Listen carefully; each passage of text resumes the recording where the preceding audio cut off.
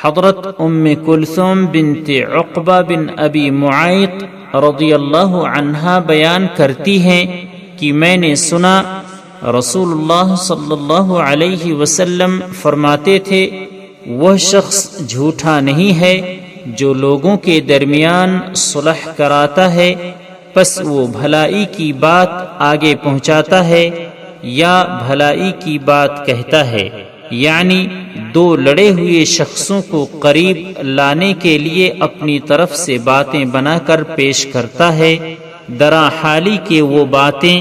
ان کی نہیں ہوتی۔ بخاری و مسلم۔ اور مسلم کی ایک روایت میں یہ اضافہ ہے، حضرت ام کلثوم رضی اللہ عنہا نے کہا، میں نے رسول اللہ صلی اللہ علیہ وسلم کو ان باتوں میں سے جو لوگ کہتے ہیں کسی بات کی اجازت دیتے ہوئے نہیں سنا سوائے 3 باتوں کی: لڑائی کے بارے میں، لوگوں کے درمیان صلح کرانے میں،